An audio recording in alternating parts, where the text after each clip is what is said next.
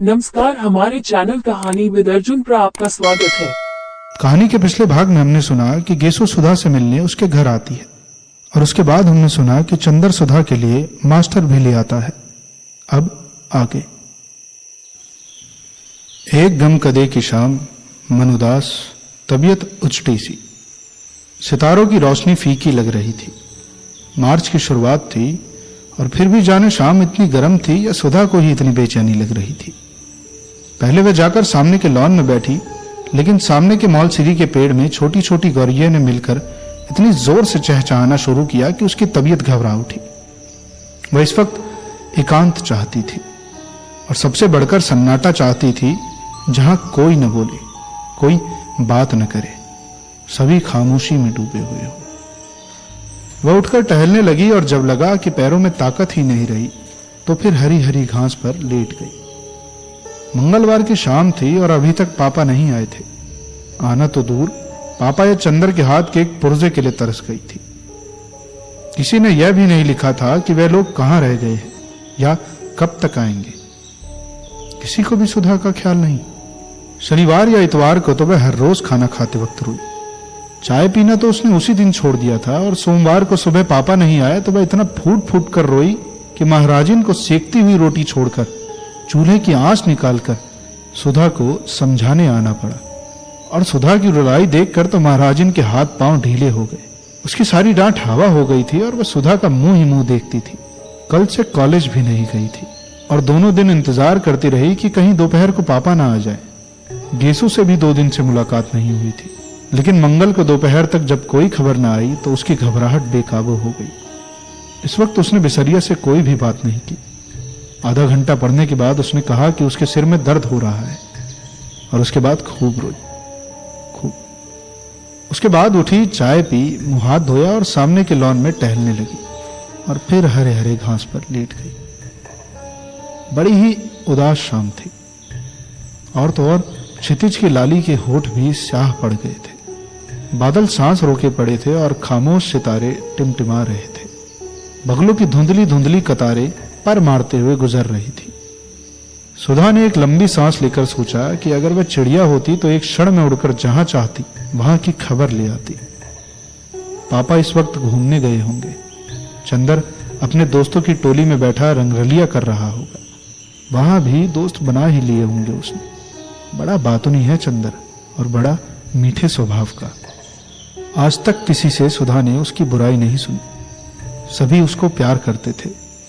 यहां तक कि महाराजिन, जो सुधा को हमेशा डांटती रहती थी, चंदर का हमेशा पक्ष लेती थी और सुधा हरेक से पूछ लेती थी कि चंदर के बारे में उसकी क्या राय है। लेकिन सब लोग जितनी चंदर की तारीफ करते वह उतना अच्छा उसे नहीं समझती थी। आदमी की परख तब होती है जब दिन रात बरते। चंदर उसका ऊन कभी नहीं ला कर देता था। बादामी रंग का रेशम मंगाओ तो केसरिया रंग का ला देता था। इतने नक्शे बनाता रहता था और सुधा ने हमेशा उससे कहा कि मेज पोश की कोई डिजाइन बना दो तो उसने कभी नहीं बनाई। एक बार सुधा ने बहुत अच्छी वायल कानपुर से मंगवाई और चंदर ने कहा, लाओ ये बहुत अच्छी है, इस पर हम किनारे का डिजाइन बना देंगे।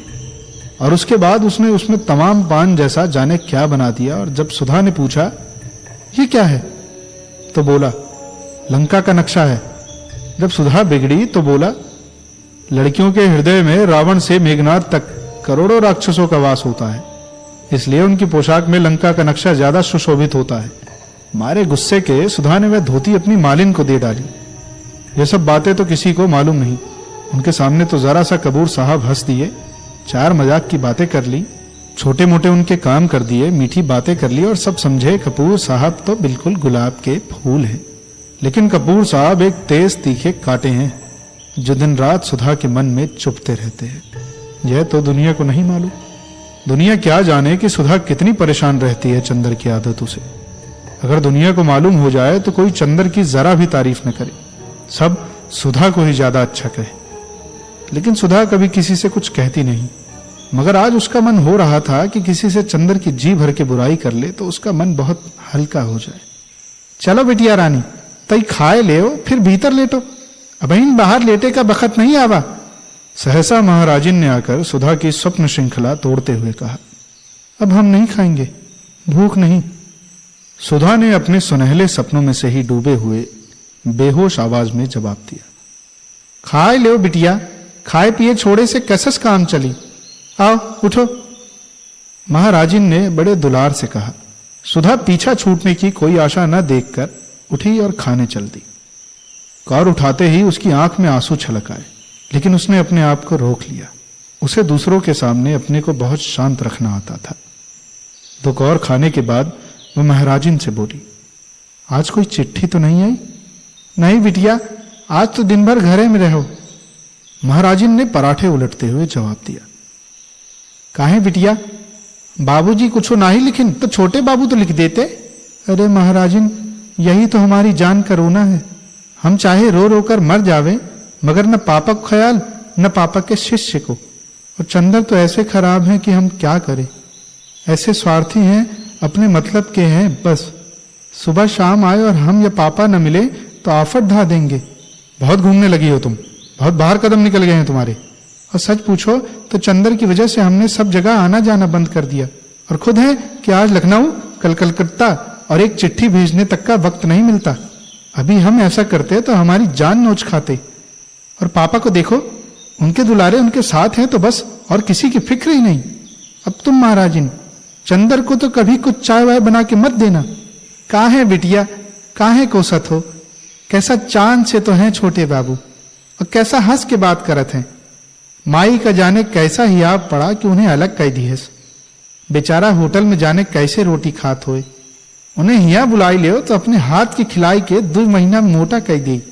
हमें तो से ज्यादा उसकी ममता लगत है। बीबी जी, बीबी जी, बीबी जी, बाहर एक मेम पूछत है, हिया कौने डॉक्टर रहत हैं?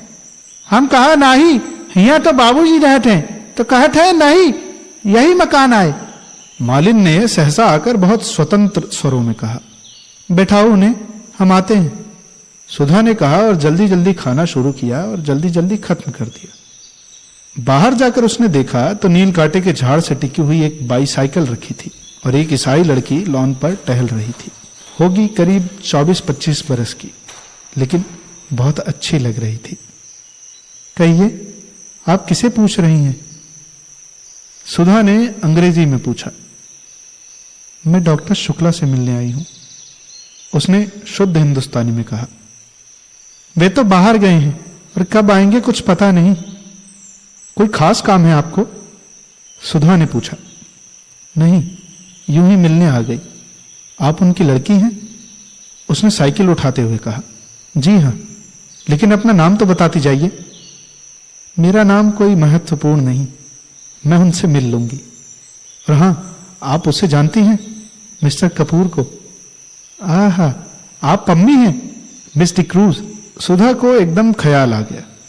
आइए आइए, हम आपको ऐसे नहीं जान देंगे, चलिए बैठिए। सुधा ने बड़ी बेतकल्लुफी से उसकी साइकिल पकड़ ली। अच्छा अच्छा, चलो, कहकर पम्मी जाकर ड्राइंग रूम में बैठ गई। मिस्टर कपूर रहते कहाँ हैं? पम्मी ने बैठने से पहले पूछा। रहते तो वे चौक में हैं, लेकिन आजकल तो वे भी पापा के साथ बाहर गए हैं। वे तो आपकी एक दिन बहुत तारीफ कर रहे थे, बहुत तारीफ। इतनी तारीफ किसी लड़की की करते तो हमने सुना नहीं। सचमुच? पम्मी का चेहरा लाल हो गया। वे बहुत अच्छे हैं, बहुत अच्छे। थोड़ी देर पम्मी चुप रही, फिर बोली। क्या बताया था उन्होंने हमारे बारे में? वो तमाम बातें।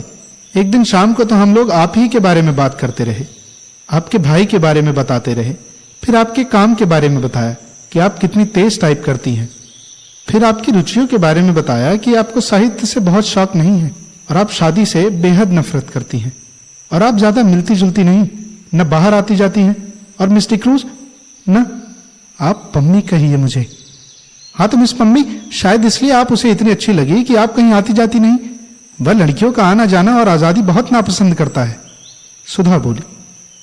नहीं, वह ठीक सोचता है। पम्मी बोली। मैं शादी और तलाक के बाद इसी नतीजे पर पहुंची हूं कि 14 बरस से 34 बरस तक की लड़कियों को बहुत शासन में रखना चाहिए। पम्मी ने गंभीरता से कहा।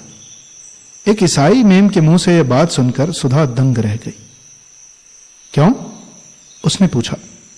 इसलिए कि इस उम्र में लड़कियां बहुत नादान होती हैं, और जो कोई भी चार मीठी बातें करता है तो लड़कियां समझती हैं कि इससे ज्यादा प्यार उन्हें कोई नहीं करता। और इस उम्र में जो कोई भी ऐरा गहरा उनके संसर्ग में आ जाता है उसे वे प्यार का देवता समझने लगती हैं। और नतीजा यह होता है कि वह ऐसे जाल में फंस जाती हैं कि जिंदगी भर उससे छुटकारा नहीं मिलता। मेरा तो यह विचार है कि या तो लड़कियां 34 बरस के बाद शादियां करें जब वे अच्छा बुरा समझने के लायक हो जाएं। नहीं तो मुझे तो हिंदुओं का कायदा सबसे ज्यादा पसंद आता है कि 14 बरस के पहले ही लड़की की शादी कर दी जाए और उसके बाद उसका संसर्ग उसी आदमी से रहे जिससे उसे जिंदगी भर निबाह करना है, और अपने विकास क्रम से दोनों ही एक दूसरे को समझते चले। लेकिन ये तो सबसे भद्दा तरीका है कि 14 और 34 बरस के बीच में लड़की की शादी हो या उसे आजादी दी जाए। मैंने तो स्वयं अपने ऊपर बंधन बांध लिए थे। तुम्हारी तो शादी अभी नहीं हुई? नहीं। बहुत ठीक, तुम 34 बरस के पहले शादी मत करना। अच्छा हाँ, और क्या बताया चंद्र ने मेरे बारे में? और तो कुछ खास नहीं। हाँ, यह कह रहा था आपको चाय और सिगरेट बहुत अच्छी लगती है। ओहो, देखिए मैं भूल ही गई। लीजिए सिगरेट मंगवाती हूं। और सुधा ने घंटी बजाई। रहने दीजिए, मैं सिगरेट छोड़ रही हूं। क्यों? इसलिए कि कपूर को अच्छा नहीं लगता और अब वह मेरा दोस्त बन गया है, और दोस्ती में तो एक दूसरे से निभाव करना ही पड़ता है। उसने आपसे यह नहीं बताया कि मैंने उसे दोस्त मान लिया है? पम्मी ने पूछा। जी हां, बताया था।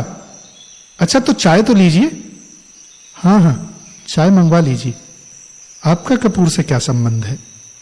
पम्मी ने पूछा। कुछ नहीं, मुझसे भला क्या संबंध होगा उसका? जब देखिए तब बिगड़ता रहता है मुझ पर। और बाहर गए हैं तो आज तक कोई खत नहीं भेजा, ये कहीं संबंध है? नहीं, मेरा मतलब आप उनसे घनिष्ठ हैं। हाँ, कभी वह छिपाते तो नहीं मुझसे कुछ। क्यों? तब तो ठीक है, सच्चे दिल के आदमी मालूम पड़ते हैं। आप तो ये बता सकती हैं कि उन्हें क्या क्या चीजें पसंद है। हाँ, उन्हें कविता पसंद है।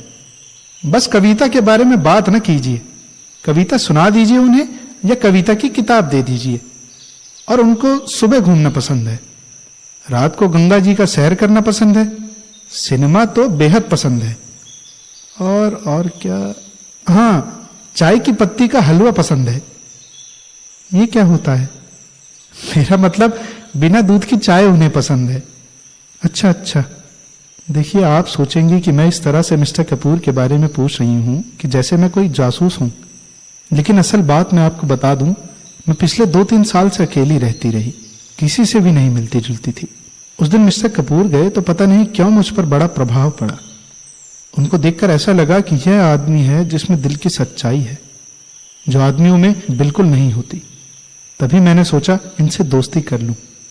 लेकिन चूंकि एक बार दोस्ती करके विवाह और विवाह के बाद का अलगाव मैं भोग चुकी हूं, इसलिए इनके बारे में पूरी जांच पड़ताल कर लेना चाहती हूं।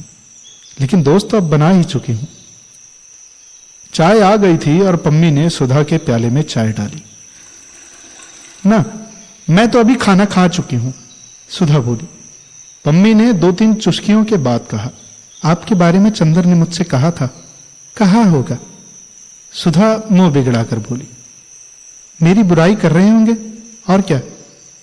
पम्मी चाय के प्याले से उठते हुए धुएं को देखती हुई अपने ही ख्याल में डूबी थी। थोड़ी देर बाद बोली, मेरा अनुमान गलत नहीं होता। मैंने कपूर को देखते ही समझ लिया था कि यही मेरे लिए उपयुक्त मित्र है। मैंने कविता पढ़नी बहुत दिनों से छोड़ दी, लेकिन किसी कवित्री ने, शायद मिसेस ब्राउनिंग ने कहीं लिखा था कि वह मेरी जिंदगी में रोशनी बनकर आया। उसे देखते ही मैं समझ गई कि यह वह आदमी है जिसके हाथ में मेरे दिल की सभी राज सुरक्षित रहेंगे। वह खेल नहीं करेगा और प्यार भी नहीं करेगा। जिंदगी में आकर भी जिंदगी से दूर और सपनों में बंद कर भी सपनों से अलग। यह बात कपूर पर बहुत लागू होती है। माफ करना मिस सुधा, मैं आपसे इसलिए कह रही हूं कि आप उनकी घनिष्ठ हैं और आप उनसे बतला देंगी कि मेरा क्या ख्याल है उनके बारे में। अच्छा, अब मैं चलूं? बैठिए ना, सुधा बोली। नहीं, मेरा भाई अकेला खाने के लिए इंतजार कर रहा होगा। उठते हुए पम्मी ने कहा, आप बहुत अच्छी हैं। इस वक्त आप आई तो मैं थोड़ी सी चिंता भूल गई, वरना मैं 3 दिन से उदास थी। बैठिए, कुछ और चंदर के बारे में बताइए ना। अब नहीं, वह अपने ढंग का अकेला आदमी है, बस यही मैं कह सकती हूँ। ओह, तुम्हारी आंखें तो बड़ी सुंदर हैं, देखूं? और छोटे बच्चे की तरह उसके मुंह को हथेलियों से ऊपर उठाकर पम्मी ने कहा, बहुत सुंदर आंखें हैं। माफ करना, मैं कपूर से भी इतनी ही बेतकल्लुफ हूं। सुधा झेंप गई। उसने आंखें नीची कर ली। पम्मी ने अपनी साइकिल उठाते हुए कहा, कपूर के साथ आप आइएगा। और आपने कहा था कपूर को कविता पसंद है? जी हां, गुड नाइट। जब पम्मी बंगले पर पहुंची तो उसकी साइकिल के कैरियर में अंग्रेजी कविता के 5-6 ग्रंथ बंधे थे। 8 बज चुके थे। सुधा जाकर अपने बिस्तर पर लेटकर पढ़ने लगी। अंग्रेजी कविता पढ़ रही थी। अंग्रेजी लड़कियां कितनी आजाद और स्वच्छंद होती होंगी। जब पम्मी, जो ईसाई है, इतनी आजाद है, उसने सोचा, और पम्मी कितनी अच्छी है। उसकी बेतकल्लुफी में भूलापन तो नहीं है, पर सरलता बेहद है। बड़ा साफ दिल है, कुछ छिपाना नहीं जानती। और सुधा से सिर्फ 5-6 साल बड़ी है, लेकिन सुधा उसके सामने बच्ची लगती है। कितना जानती है पम्मी, और कितनी अच्छी समझ है उसकी। और चंदर की तारीफ करते नहीं थकती। चंदर के लिए उसने सिगरेट छोड़ दी। चंदर उसका दोस्त है। इतनी पढ़ी लिखी लड़की के लिए रोशनी का देवदूत है। सचमुच चंदर पर सुधा को गर्व है, और उसी चंदर से वह लड़ झगड़ लेती है। इतनी मान मनुहार कर लेती है, और चंदर सब बर्दाश्त कर लेता है। वरना चंदर के इतने बड़े बड़े दोस्त हैं, और चंदर की इतनी इज्जत है। अगर चंदर चाहे तो सुधा की रत्ती भर परवाह न करे, लेकिन चंदर सुधा की भली बुरी हर बात बर्दाश्त कर लेता है। और वह कितना परेशान करती रहती है चंदर को। कभी अगर सचमुच चंदर बहुत नाराज हो गया और सचमुच हमेशा के लिए बोलना छोड़ दे, तब क्या होगा? या चंदर यहां से कहीं चला जाए, तब क्या होगा? खैर, चंदर जाएगा तो नहीं इलाहाबाद छोड़कर, लेकिन अगर वह खुद कहीं चली गई, तब क्या होगा? वह कहां जाएगी? अरे, पापा को मनाना तो बाएं हाथ का खेल है, और ऐसा प्यार वह करेगी नहीं कि शादी करनी पड़े। लेकिन यह सब तो ठीक है, पर चंदर ने चिट्ठियां क्यों नहीं भेजी? क्या नाराज होकर गया है? जाते वक्त सुधा ने परेशान तो बहुत किया था।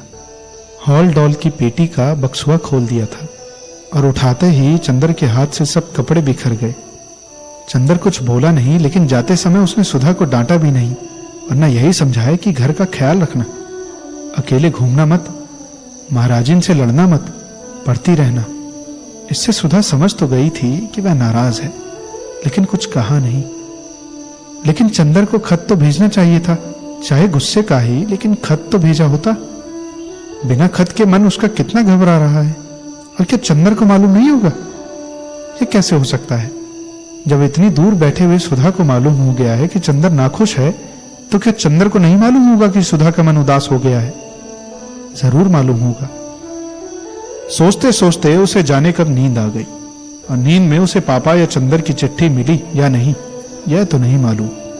लेकिन इतना जरूर है कि जैसे यह सारी सृष्टि एक बिंदु से बनी है और एक बिंदु में समा गई, उसी तरह सुधा की यह भादों की घटाओं जैसी फैली हुई बेचैनी और गीली उदासी एक चंदर के ध्यान से उठी और उसी में समा गई। अब आगे की कहानी सुनने के लिए बने रहिए हमारे चैनल कहानी विद अर्जुन प्राप्त।